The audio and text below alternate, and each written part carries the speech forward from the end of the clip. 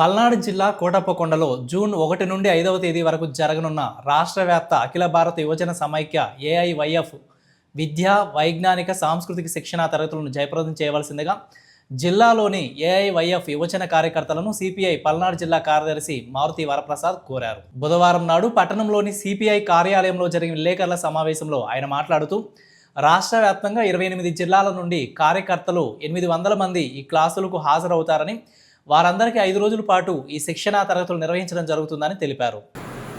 అఖిల భారత యువజన సమాఖ్య ఏఐవైఎఫ్ రాష్ట్ర స్థాయి శిక్షణా తరగతులు పల్నాడు జిల్లాలోని కోటప్పకొండలో నిర్వహించడం జరుగుతూ ఉంది. ఈ నిర్వహణ కార్యక్రమం మొత్తం కూడా రాష్ట్ర స్థాయి యువజన సంఘం ఆధ్వర్యంలో నిర్వహించబడుతుంది. ఈ శిక్షణా తరగతులకు సిపిఐ రాష్ట్ర స్థాయి నాయకులు, జాతీయ స్థాయి నాయకులు అయినటువంటి కె నారాయణ గారు, ఏ రామకృష్ణ గారు, కిరేన్ వనజ గారు, ముప్పాడ నాగేశ్వరరావు గారు, ఇంకా తదితర నాయకత్వం మొత్తం కూడా ఈ శిక్షణా తరగతుల్లో పాల్గొని ప్రసంగిస్తారు.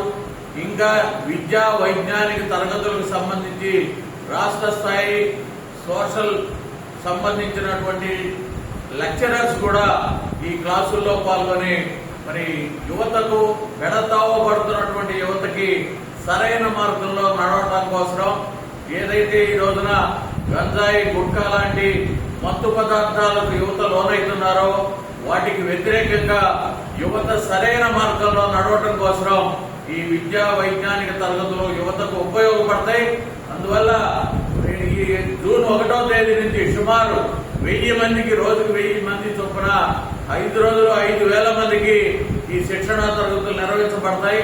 దీంట్లో ప్రతి ఒక్కరూ పాల్గొని, యువజన విద్యార్థులు పాల్గొని ఈ క్లాసులను సద్వినియోగం చేయవలసిందిగా కోరుతూ, ఈ శిక్షణా తరగతులకు అవసరమైనటువంటి ఆర్థిక సహాయ సహకారాలు అందించవలసిందిగా ప్రజలకు విజ్ఞప్తి చేస్తా ఉన్నాం.